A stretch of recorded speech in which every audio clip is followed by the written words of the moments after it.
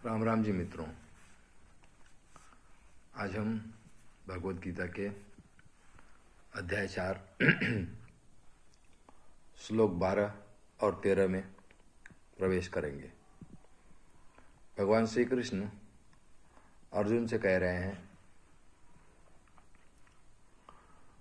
कांक्षन्तः कर्मणां सिद्धिं यजन्ते इह देवताः क्षिप्रं हि मानुषे लोके सिद्धिः भवति कर्मजा।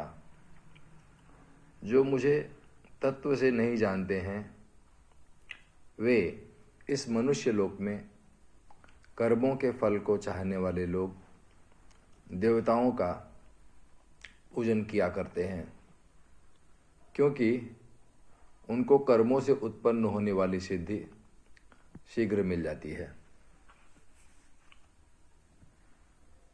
तो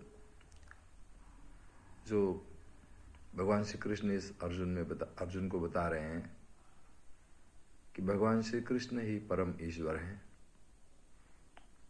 और अलग अलग जो देवी देवताओं की हम पूजन करते हैं उनसे हमें अपने कर्मों के फल का तुरंत लाभ मिलता है, लेकिन तत्व रूप से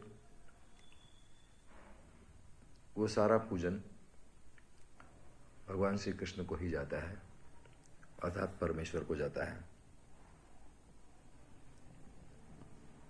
अगले श्लोक अर्थात श्लोक 13 में भगवान श्री कृष्ण कह रहे हैं, चातुर्वर्ण्यम मया सृष्टम गुण कर्म विभागशः तस्य कर्तारम अपि माम विद्धि अकर्तारम अव्ययम।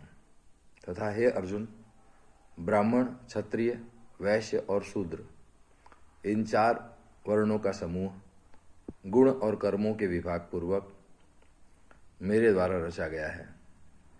इस प्रकार उस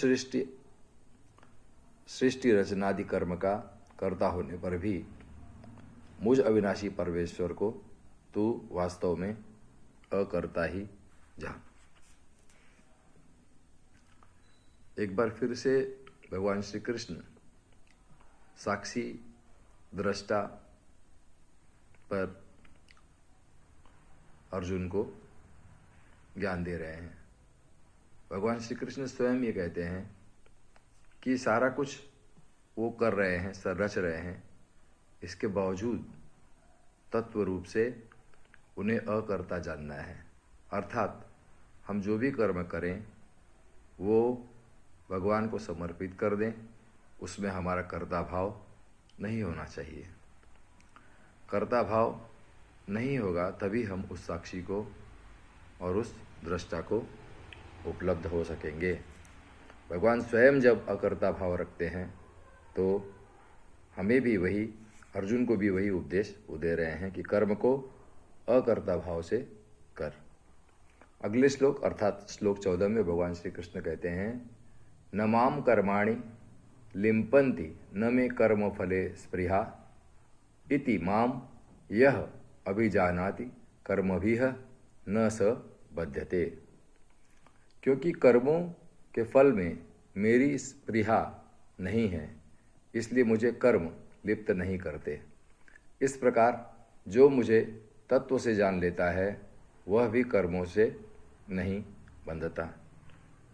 उसी बात को एक बार फिर से अलग लहजे में भगवान श्री कृष्ण दोहरा रहे हैं कि कर्म फल का त्याग, कर्ता भाव का त्याग ही हमें उस साक्षी भाव में, उस परम तत्व में, समाधि में, मोक्ष में प्रवेश करवाता है।